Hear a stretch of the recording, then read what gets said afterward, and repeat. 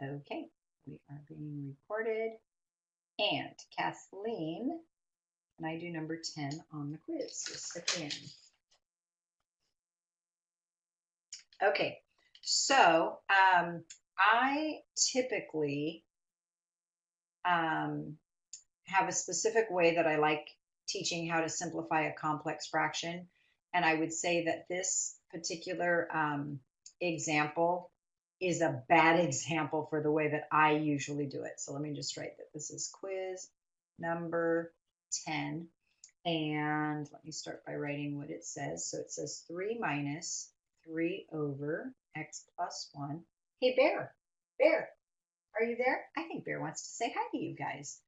Let's start out with a little Bear cuteness before we do fun math. All right, Bear, come and say hi to my students.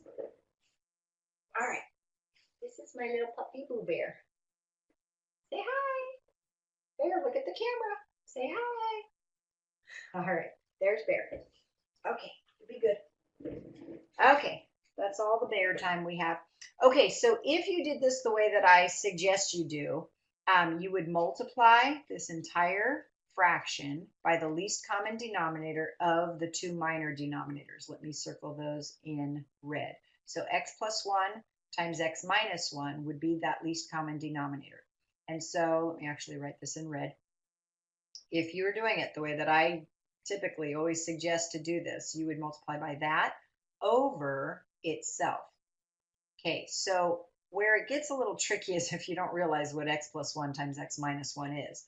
Well, it's really just, here, let me write this in green, isn't x plus 1 times x minus 1 just x squared minus 1? So when I go to distribute that to this 3, I'm going to multiply it by x squared minus 1. This ends up not being the easiest way to do it, but I'm going to go ahead and show you how you would go about doing this. Let me go back to black. So when I distribute the 3 to those two terms, I would get 3x squared minus 3. And then when I multiply these two red factors to the second term in the numerator, the x plus 1's will cancel, and don't I have negative 3 that I have to distribute to this x minus 1? So that would give me negative 3x plus 3. Well, my negative 3 and positive 3 are going to cancel, and then let me go ahead and factor what's remaining. I have a 3x squared and a minus 3x. Well, there's a 3x in common. And so if I factor that out, I'm left with x minus 1. Okay, I'm going to do the same thing in the denominator. But let me reiterate that this x plus 1 times x minus 1 is just x squared minus 1. So when I distribute it to here, to the 3, I'm going to write 3x squared minus 3 again. And then this time, when I distribute the red ones to this fraction, the x minus 1's cancel. And so I have x plus 1 that has to get distributed to the plus 3. So that's plus 3x plus 3. And again, my negative 3 and positive 3 add up to 0. And so those cancel out. And I again have a 3x in common, and I'm left with x plus 1 in parentheses. Well, the 3's are factors and cancel. The x's are factors and cancel. And so that's your final answer. I don't think that that's the easiest way to do it. Okay, but that is one way of simplifying that. All right, let me go to the next page so I have more room. And I'm going to do the same problem again. So this time, and I would say a lot of times this is not the easiest way to do it, but in this case, because of the different denominators, let me show you. All right, so what I'm going to do this time is just in the numerator, I'm going to rewrite this as one fraction. So I'm going to write x plus 1 as my common denominator. If you think of this as 3 over 1, then the denominator got multiplied by x plus 1 to give me this new denominator. So I have to multiply the numerator by, let me write it here, x plus 1. And so I will get 3x plus 3 and then minus 3, because that denominator was already x plus 1. So my 3's will cancel, and then I'll come back to that in a moment. All right, then in the denominator, I'm going to make x minus 1 be my common denominator. Again, I'll think of my 3 as a 3 over 1. So that first term of 3 needs to get multiplied by x minus 1, which will give me 3x minus 3 and then plus 3. And so the negative 3 and positive 3 will cancel. All right. So right now, just so you can kind of see what I've got going on here, let me make this fraction sign a little bit more bold. In the numerator, I have 3x over x plus 1. In my denominator, I have 3x over x minus 1. And so when I say that, dividing by this bottom fraction that I'm crossing out in red, dividing by that fraction is the same as multiplying by its reciprocal. I get x minus 1 in the numerator, 3x in the denominator, and so don't my 3x's cancel, and I end up with x minus 1 over x plus 1, which was exactly our answer on the previous page. Okay, so two different ways of doing it, and I totally agree that this was easier here. Typically, that's not the case, but it was easier here. Okay, so there's two different ways that you can go about doing that. Okay, let me go back. Josh, can I do, oh, I just did the complex fraction from the quiz. There you go. Okay, would I mind showing the product sum method as well as the trial and error method? Okay. All right, so let me pick a quadratic equation that I think would be a good example for showing you the trial and error and the X method. I don't know that this is a great example to show that, but this is from the review sheet, review number 3, and it was 30x squared. Oh, you know what? Okay, 30x squared, let me go ahead and write it, plus 95x plus 50. All right, hopefully you realize that there was a 5 that could be factored out of this. Always look for a common factor first, right? All right, so you end up with 5, the quantity, 6x squared plus 19x plus 10.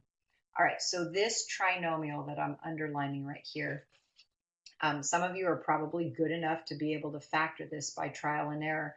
There's a lot of factor choices because for a 6, you can either do or 6x squared rather, you can do 3x and 2x, or you can do 6x and 1x. If I just say I'm going to try 3x and 2x and just start with that, if I can't find anything that works, then I'll go back and try 6x and 1x. But let's start with this.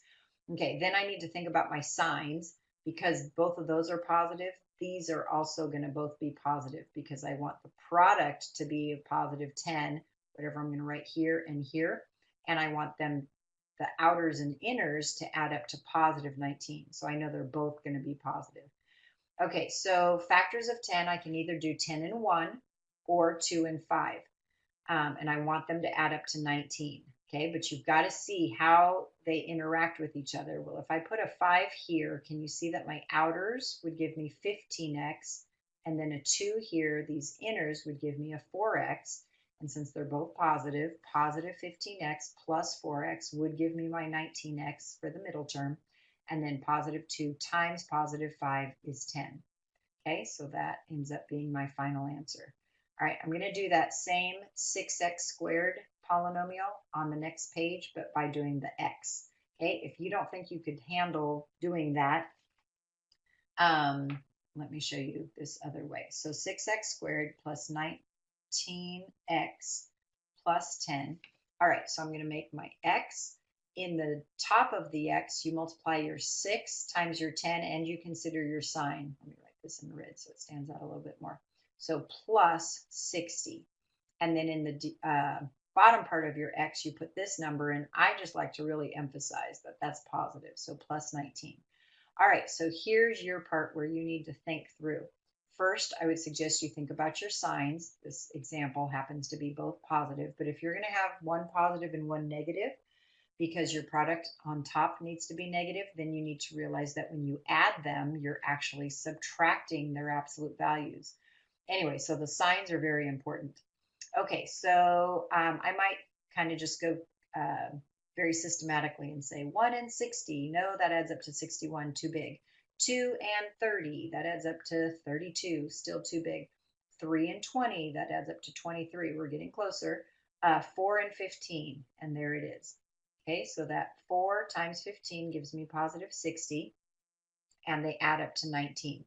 All right, so those of you who are in my class, you know that I have come to really like this square business for factoring, not for multiplying, but for factoring. I really do like it.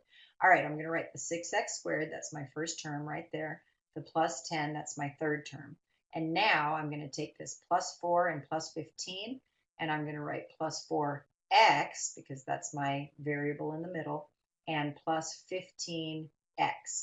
And then I'm going to go straight up the first column, and I'm going to ask myself what's in common with 6x squared and 15x, and it's a 3x. So I write that above, and then I'm going to go straight up the second column and ask myself what's in common with 4x and 10, and there's just a 2. Since the box next to that 2 that I'm going to write is a positive, it's going to end up being plus 2. So far, I know that 3x plus 2 is one of my factors. To get the other factor, I'm going to go across each row, but I'm going to go to the left. So I'm looking at 6x squared and positive 4x. What's in common? 2x. And then in the bottom row, I'm looking at 15x and positive 10. What's in common? A 5. And since that's a positive sign in that first box, it's going to be plus 5. So 2x plus 5. And I would strongly suggest that you still multiply it out. So 3x times 2x is 6x squared. That's good. My 3x plus 5, times 5 is plus 15x. But then the inners here give me plus 4x, so that adds up to plus 19x, and then finally plus 10. So certainly double check your answer, but that is how you do that, by using the x method and boxes too. Okay, there you go, Phoebe. All right, Lucy wants to know how to factor x to the 7th. I'm guessing plus, but maybe you meant minus. I'm not sure. You need to be able to do both. On your quiz, it was there one on the quiz? Yes, x to the 7th plus y to the 7th. There it is. So this is quiz number 7. All right, x to the 7th plus y to the 7th. So this pattern that we learned has to have odd exponents, and the exponents have to be the same. So like odd exponents, and it's going to be a binomial times a big old mess of a polynomial. All right, so for the binomial, you take the 7th root of the first term and the 7th root of the second term, and you keep the same sign.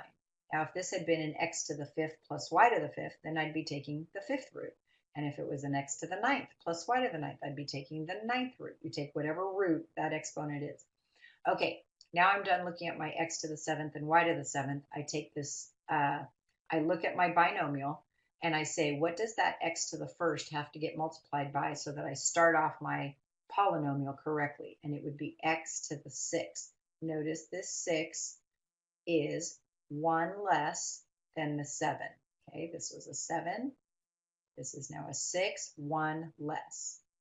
Let me write 1 less, because my x to the first times x to the 6th would give me x to the 7th. All right, then a few of you missed this on the quiz. You knew the signs were alternating, but you alternated your signs incorrectly. This x to the 6th is positive. Just by writing x to the 6th, that implies a positive 1 as the coefficient. So this is where your minus sign goes, your first minus sign. All right, then here's the pattern. Your x's, or the first term anyway, is going to go down by 1, so I get x to the 5th, and then your y's are going to go up by 1, so y to the 1st. Now you might be thinking, well, why didn't we write a y on the first term? It was a y to the 0. Okay, so that's the pattern. The x's go down, the y's go up. Then I alternate signs, so there's a plus sign. X's go down by 1, so x to the 4th, and then y's go up, so y squared. Alternate signs, x cubed, y cubed. Alternate signs, x squared, y to the 4th. By the way, notice that my degree of each term is 6. So the first one, of course, is a 6. The second term was a 5 plus 1, that's 6. 4 plus 2 is 6. 3 plus 3 is 6. 2 plus 4 is 6. Alternate signs. x y to the fifth. That degree is 6, and my final term in the polynomial is plus y to the sixth. And that's your final answer. Okay. All right. If we have time at the end, if you want me to do kind of a trickier one with this pattern, and maybe a different number than 7, we can do that. Okay. All right. Marin, can I do some adding, multiplying, dividing, and subtracting of polynomials? All right.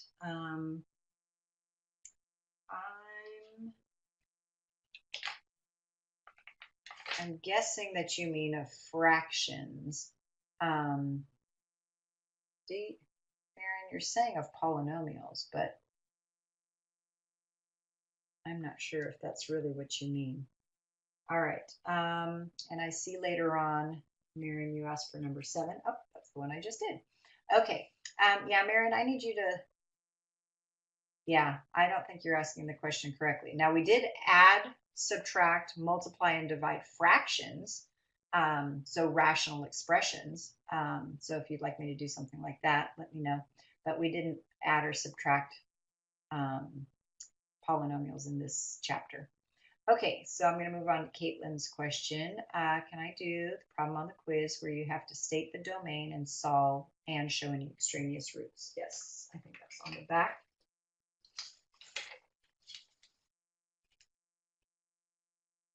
Okay, and I think I'm going to do number 18.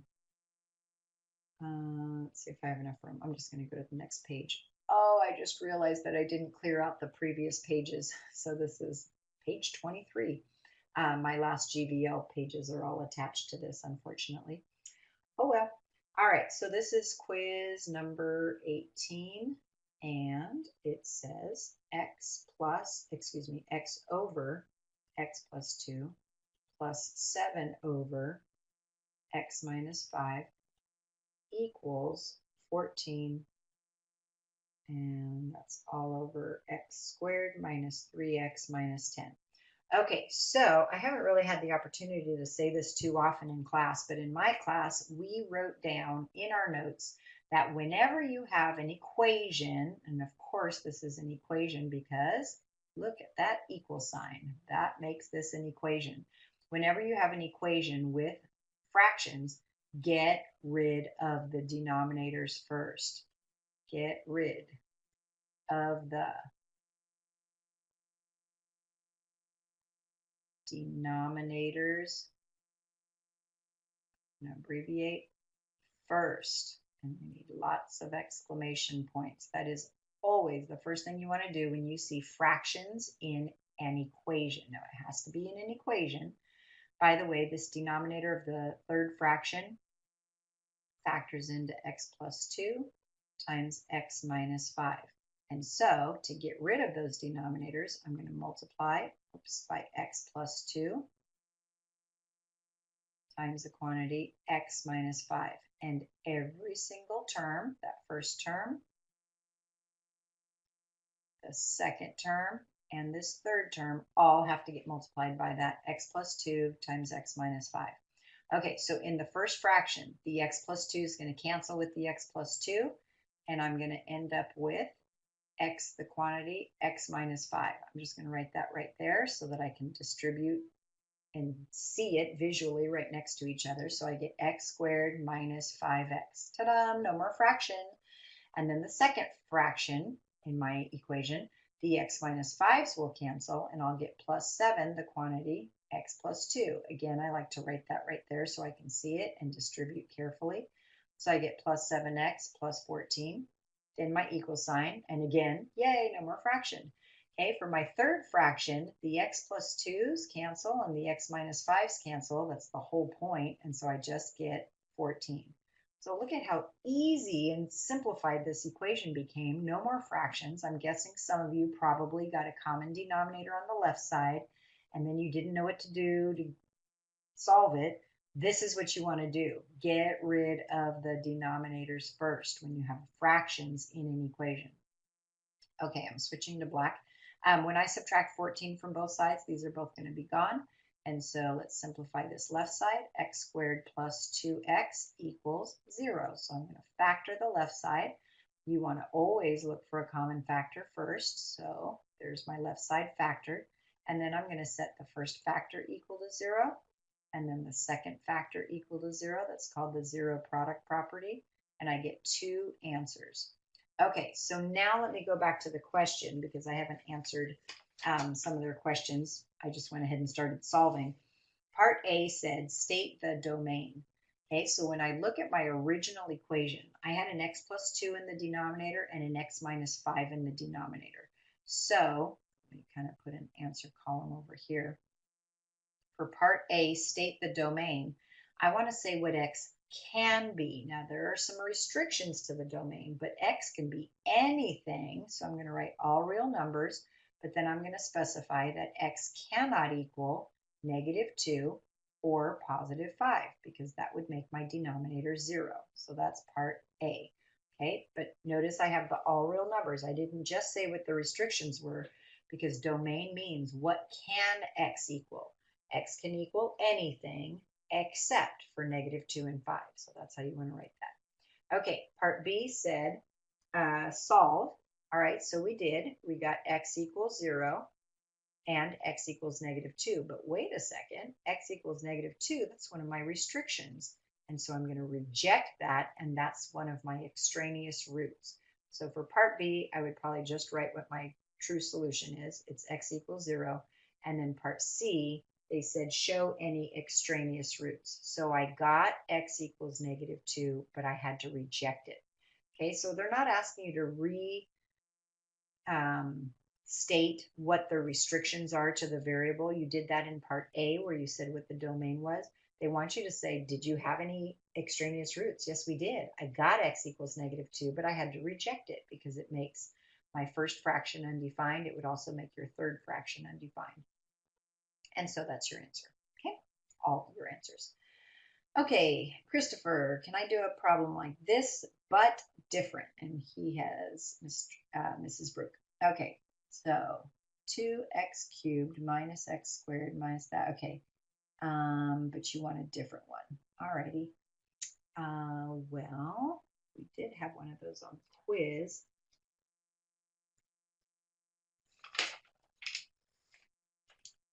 All right. I'm going to go ahead and do the quiz one, Christopher. I hope that's all right. It's quiz number 8, but it's the same concept as what you asked for, except for your book didn't do a whole lot of examples of these where your very leading coefficient, the 2 in your example, your book doesn't do very many of those where the leading coefficient is something different than a 1.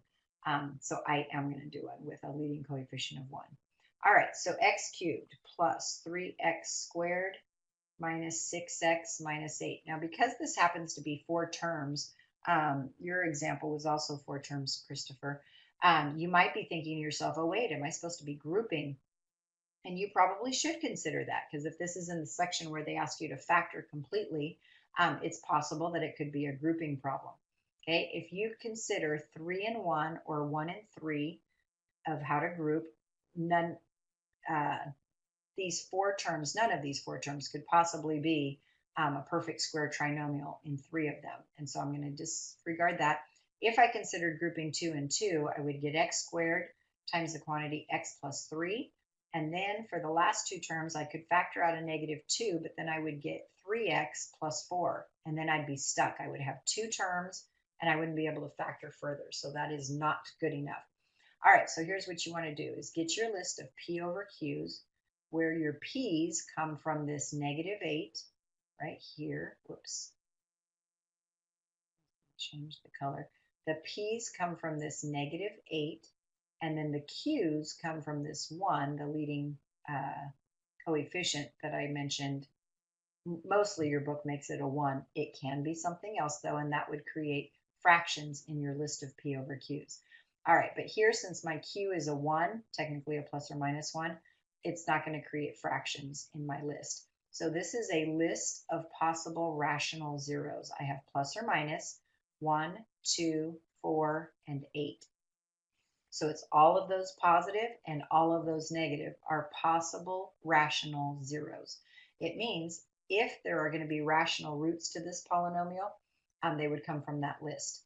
Okay, so then you start plugging in. So I'm going to show P of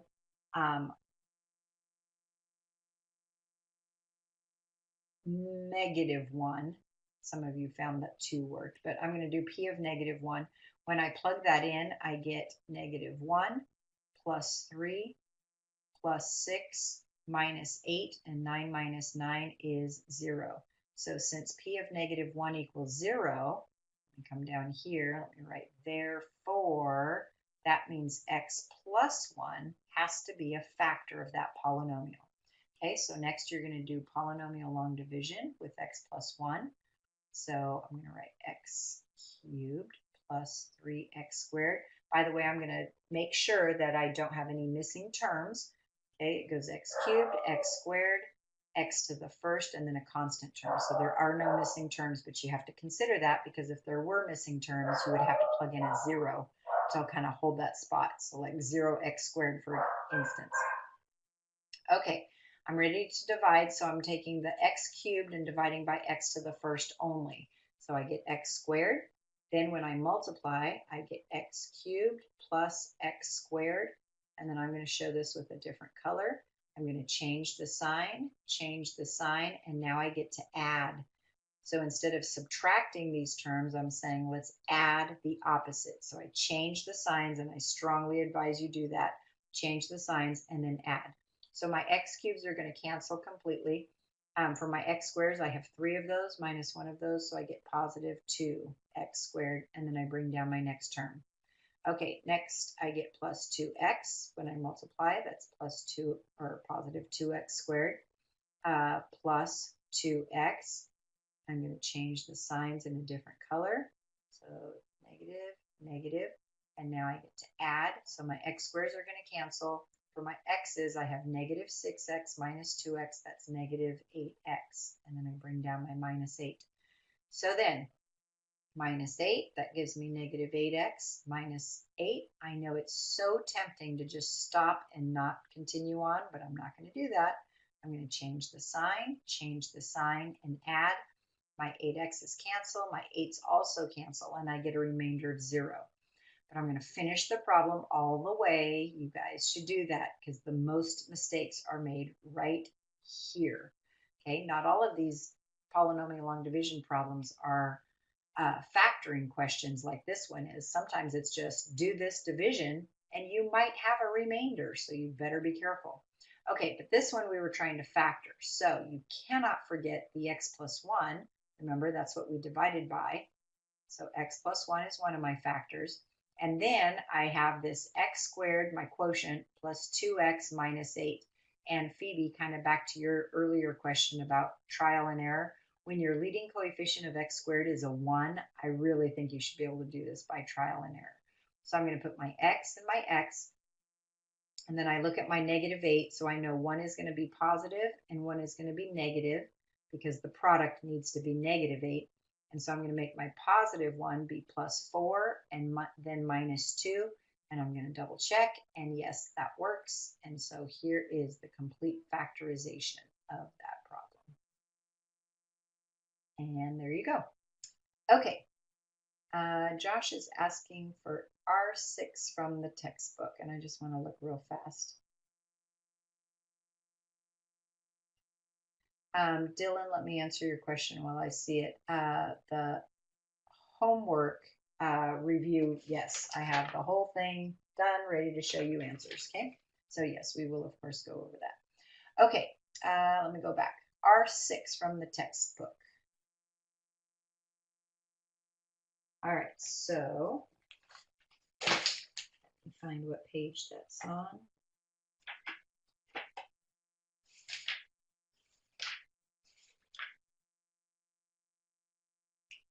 Here we go. Josh, can you really fast say whether you want A or B? They're two completely different problems. I don't mind either one, but I want to know which one you would like to know.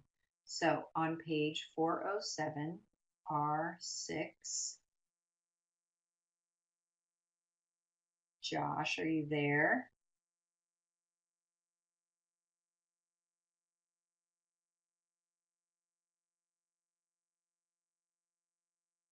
Oh, okay, I can tell you the first one is a 4-term polynomial with 2x cubed as the first term, and the second one is 32x to the fifth plus y to the fifth.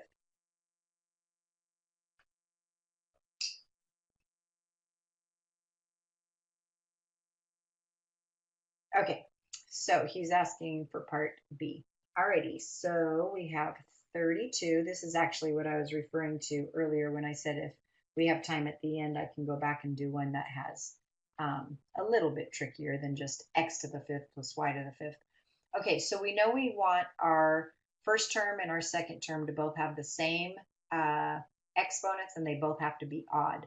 Okay, well, 32 doesn't have an exponent at all. So here's what I'm going to do is I'm going to write a set of parentheses raised to the fifth. So isn't 2 to the fifth 32? And then, of course, x to the fifth is x to the fifth.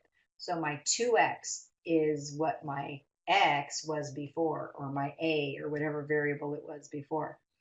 Okay, excuse me. So then I'm still going to get a binomial times my big old polynomial. And when I take the fifth root of 2x to the fifth, I get 2x. And when I take the fifth root of y to the fifth, I get y. And then I want to keep the same term. Okay, so I'm going to always put 2x in parentheses as I'm doing my pattern. Okay, so I'm going to start off with parentheses 2x, and that's going to be to the fourth power. Remember, we said that the first exponent you start with is 1 less than whatever this is. So that's why I just put to the fourth. Rewrite the 4 better. Okay, then I'm going to alternate signs. And now my 2x goes down by 1 exponent, so it's to the third. And my y is going to be to the first. Remember, on the first term, it's a y to the 0, and that's why we don't write it. Okay, then I'm going to have a plus sign. This time my 2x in parentheses is to the second, and y is to the second. By the way, look at the degree of each term. Now they're 4. Okay, all of them will have a degree 4. All right, change the sign. My 2x is going to be to the first. My y is going to be to the third. The degree is 4 again. Change the sign, and then y to the fourth. All right, now I don't want to have parentheses within my parentheses, so I'm going to go back and simplify this. All right, so I need to raise 2 to the fourth power, and that's 16 x to the fourth. That's funny. X to the fourth. Minus my 2 cubed is 8x cubed y. Then my 2 to the second is 4, so plus 4x squared y squared. Then I get minus 2xy cubed, and finally plus y to the fourth, and there's my final answer.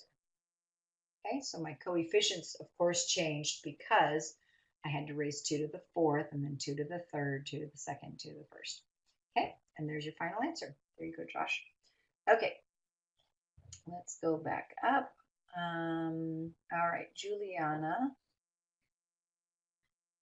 The P over Q list and how it works along with the SOAP method. Okay, those are two very, well, those refer to two different things. Okay, so the P over Q list, when you do P over Q, that is the list of possible, oops, I forgot the word of, the list of possible rational zeros, and I'm going to put that in quotes. Okay, the word zeros means if you have a polynomial, and some of the polynomials they've been giving us, they don't say P of x equals, but it's a polynomial. And so say you have an x cubed plus blah, blah, blah, blah. Okay, and you're trying to find some zeros of this polynomial because either they've asked you to solve this equation or find all the zeros, or they're asking you to factor it. Okay, so whatever number is at the end, that's where you're going to get your p's, and let's assume that your q is just a 1 because that first coefficient is a 1. So let's say you had a 15, okay, and it doesn't matter if it's plus or minus 15. If that last term is 15, then my list of p over q's would be plus or minus. Here's kind of how I shortcut that my whole list is positive or negative. I would have 1, 3, 5, and 15. And that means positive 1, positive 3, positive 5, positive 15, as well as negative 1, negative 3, negative 5, negative 15. All right, so if this polynomial, and I know this is just hypothetical because I haven't even given you an actual equation or polynomial, but if your last term was a positive 15, if there are any rational roots or rational zeros to this polynomial, it's one of these 8. It's either plus or minus 1, plus or minus 3, plus or minus 5, or plus or minus 15. So what you want to do is start plugging in. And so you might start with 1. And then if that doesn't give you 0, then you try 3. And if you're like, oh, it's just getting bigger, well, then maybe you need to try negative 1 or negative 3 or negative 5 or negative 15 until you find a 0. And then you do polynomial long division with that x cubed polynomial. And let's say negative 3 gave you a 0, then it would be x plus 3 because it's in the form x minus whatever number you get, whether you call that a c or a b. It's x minus whatever that is. So if negative 3 gave you 0, then you're going to go x minus a negative 3, which turns into x plus 3. When you do that, you're going to get an x squared quotient up here, which you should then be able to factor if it is factorable. Okay, all right, that's just kind of the step-by-step and what you are finding when you do that list of p over q's. Okay, all right, Juliana also asked about SOAP. So let's talk about factoring a sum or difference of cubes. All right, so I'm going to go 27, let's go x to the 6th minus, now let's make it plus 8y cubed. All right, so this is the sum of two perfect cubes. And so I've asked my students to memorize their little sayings. And so you should know that this factors into a binomial times a trinomial. And then you should say, sing the song. And as we all know, it's not really a song, it's really more of a chant. So you take the cube root of the first, so that's going to be 3x squared. And the cube root of the second, that's 2y. Keep the same sign, so that's a plus sign. Then we're going to square the first. So now I no longer look at this binomial that we were factoring. I look at this 3x squared. I square that first, so that's 9x to the 4th. Change, let me fix that 4. Change the sign. If you forget that sign, and that's a very common mistake, you're going to mess the whole thing up. Change the sign, multiply together. That gives me 6x squared y, and then add the square of the last. So plus 4y squared. Okay, so Juliana's question was about the SOAP method. This is just a cute little way to double check your signs. And I will say that since this is the most common mistake, students forget to change the sign for some reason, then SOAP is not a bad idea to try out after you think you have your answer. So the S stands for same sign. Well, this was a plus sign in the original binomial, and isn't it the same sign, a plus sign? Then the O stands for opposite. Well, isn't this the opposite sign, a minus sign? And then the A stands for always positive. Since you add the square of the last, that's always going to be a plus sign right there. Okay, so that's how you do SOAP, just to make sure that your signs are correct. Okay, Kendall, can I do a oh, I already did that. But you know what? We haven't done it with a minus sign, so that's not a bad idea. Okay, let's do this. I'm going to use different letters. Let's go a to the 5th minus 32b to the 5th. All right, so first thing I'm going to do is change this to a to the 5th plus, and then I'm going to put in parentheses, a little bit like we did earlier, 2, oops, since we have a minus 32, I need a negative 2b, and all of that is raised to the 5th. Okay, so do you agree? Since that is a negative being raised to an odd exponent, of course it's going to stay negative, and that makes it possible for us to be able to take a minus sign, change it to a plus sign, but then still have the equivalent value because I have the -2 in parentheses that gets raised to the fifth.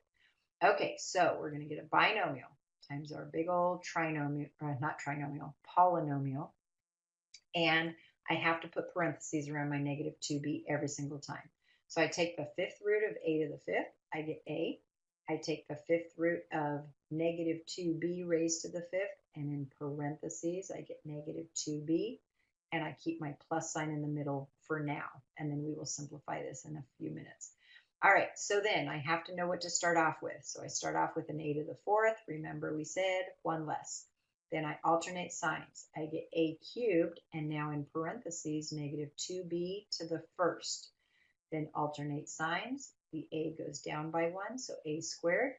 And then my -2b in parentheses goes up by 1, so that's squared.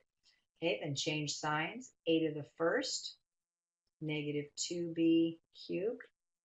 And then I've run out of room, but right here at the end would be plus my -2b to the fourth power.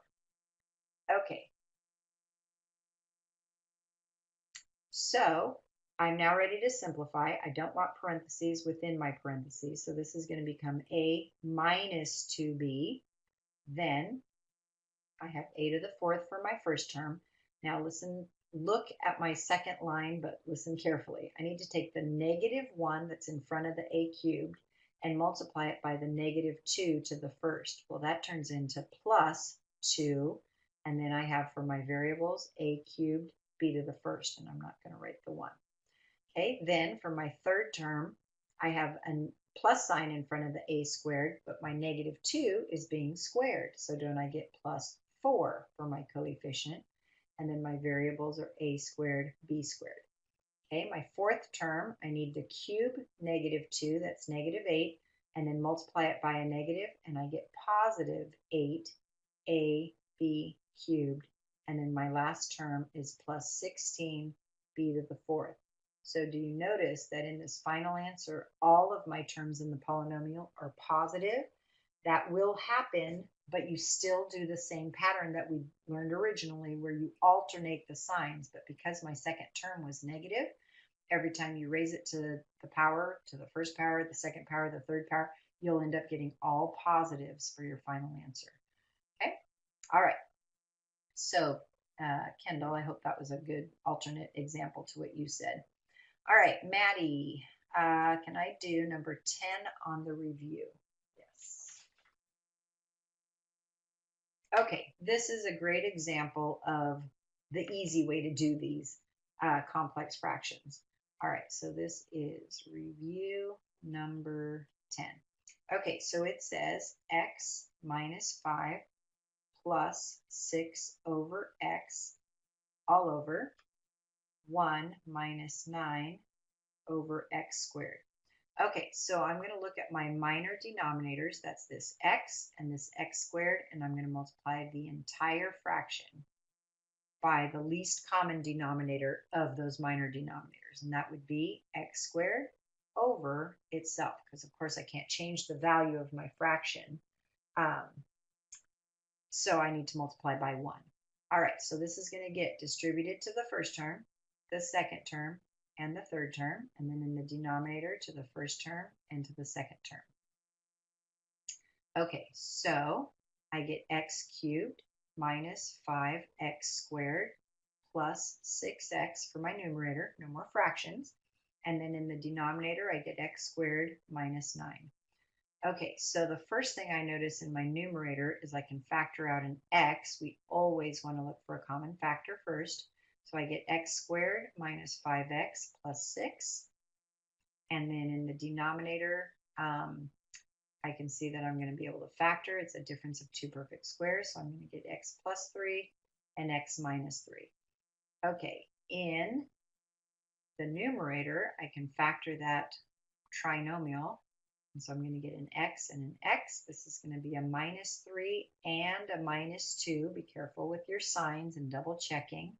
Okay, and so now that I have all factors, I can cancel any factors that are the same. So x minus 3 cancels, and nothing else does. And so here's my final answer. X, the quantity, x minus 2 all over x plus 3. And I'm fine with you leaving it in factored form like that. If you wanted to distribute the x in the numerator, that's not wrong, but I'm fine with you leaving it in factored form. Okay. Marin is asking for number 7 on the review. Okay. We've done a question like this, but that's all right. All right. This is review number 7. And by the way, I'm going to go a little bit past 9 since we started a little bit late. Okay, so they are asking you to factor completely x cubed minus 6x squared minus x plus 30. And I would consider first whether it could be factored by grouping, but it cannot. And so this is the p over q thing. Okay, so my list of p over q's, they're all going to be integers because of the q being a 1. So I'm going to get 1, 2, 3, 5, 6, 10, 15, and 30. So it's quite an extensive list. All right, I'm going to save a little bit of time here and say that 3 ends up working. Okay, so p of 3, when you plug in 3 into this polynomial, you end up getting 0. And that means that x minus 3 is a factor of that polynomial. All right, so we're going to do polynomial long division here with x minus 3. So I get x squared. This gives me x cubed minus 3x squared. I'm going to go kind of fast. I'm going to change the sign, and now I add. That gives me negative 3x squared minus x. So then I get minus 3x, multiply, that gives me negative 3x squared plus 9x. Change the sign, and add. The x squares cancel. I get negative 10x plus 30. So this gives me minus 10. Multiply, you get negative 10x plus 30. Change the sign, and add. My x's cancel, my 30's cancel, I get a remainder of 0. By the way, if you do not get a remainder of 0, something is wrong. Either you plugged in your 3 incorrectly, or maybe you wrote x plus 3 instead of x minus 3 on accident. Okay, you have to know that the factor that goes with the 0 is x minus whatever that 0 was. Okay, don't forget to write the x minus 3. It's one of your factors. And now my x squared minus 3x plus 10 that I got as my quotient, I'm going to factor that further. So that ends up being minus 5 and plus 2. And there's my final answer. Okay. All right. Jake, can I do number 10 on the review worksheet? I think I just did it. Yes, I did. Okay. Maddie, were there any prime polynomials on the quiz? There were no final answers that were prime, but let's see. In number 6, it was a to the 4th minus 1. That started out factoring into a squared plus 1 times a squared minus 1. And so the a squared minus 1, that factor can be factored further to a plus 1, a minus 1. But the a squared plus 1, that's prime. The sum of 2 squares is prime. And so you couldn't factor that one further. Excuse me, that doesn't make your final answer prime. It just means you have a squared plus 1 times the quantity a plus 1 times the quantity a minus 1. Okay, so there was that one little factor in there that was prime, but the final answers, none of them were prime on the quiz. Okay.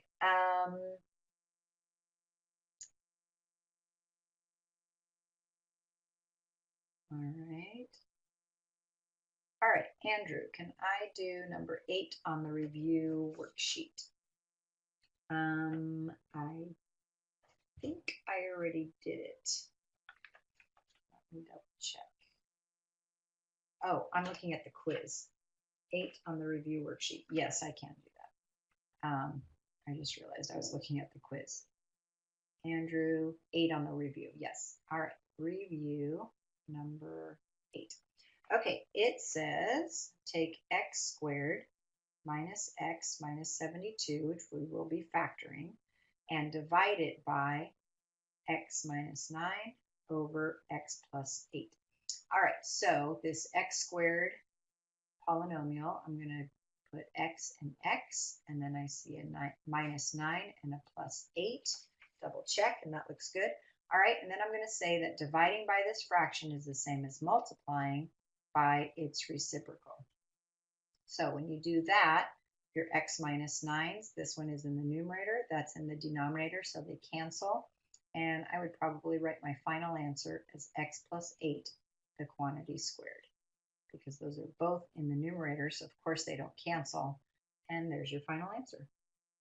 Okay, let's see. Kendall, I already did an example like you asked for. And number 10 on the review worksheet, I've done that one. Okay, Caitlin, answers to 19 and 20 on the review. Okay, number 19 ends up being, well, first they asked you to state the domain, so you should have all real numbers, but x cannot equal 1 or negative 2. But then when you solve the problem, you get x equals 6, so there are no extraneous roots on number 19. All right, number 20, the domain is all real numbers, but x cannot equal plus or minus 4. And then when you solve, that's kind of an interesting problem. When you solve, all of your x's cancel out, and you get 16 equals 16. That means x can equal anything. So the solution is all real numbers, but you have to specify except for plus or minus 4, because those were restrictions to your domain. Okay, all right. It's Caitlin's. All right, here's the last question. If anybody has any other questions, ask now. So Marin is asking for number 14 on the review worksheet. Okay, it asked you to use polynomial long division. Oh, Marin, this is such a great question, because it is the type of question that I've been trying to warn my students about, that when you get lazy at the end of a problem like this, you're probably going to make a mistake. All right, let me write review number 14. Okay, so they're asking us to divide x cubed. There's actually a few places that I could see students making mistakes. X cubed minus 4x squared, and the next term says minus 8. Do you see that there's a missing x to the first? You have to put this 0x plus 0x right here, or else you're going to get this problem wrong. So that's the first thing I would be worried about. All right, and then minus 8. Okay, and the second thing I'm worried about is at the very end of the problem. Okay, I'm going to do this polynomial long division just like I did on the previous example. So I get x squared. When you multiply, you get x cubed minus 2x squared, but make sure you change your signs, negative, positive, and then we get to add. The x cubes cancel, my x squares, I get negative 2x squared, and then I bring down my plus 0x. Okay, moving on, I get minus 2x, multiply, you get negative 2x squared plus 4x. I'm going to change the sign and change the sign, and then add. My x squares cancel. For my x's, I get negative 4x. By the way, right there, you should probably say I have 0x, and I'm adding negative 4x. That adds up to negative 4x. And then minus 8. Okay, so I get minus 4. I multiply negative 4x plus 8. Right here is where I see students make mistakes. They go, oh, everything cancels. I'm not going to finish the problem. I don't understand that. Why wouldn't you finish the problem? Change the sign, and then add. Yes, your x's cancel, but your negative 8s do not cancel. You get negative 16 for your remainder. So that's why I've been warning you. Don't stop at the very end. Change the sign like I did all the way through the problem, and add. Okay, so here's how you write your quotient as in mixed number form. I'm going to put a minus sign and then 16 over the x minus 2. And the directions were use polynomial long division. If there is a remainder, write the quotient in mixed number form. So let me put this in red, in a red box.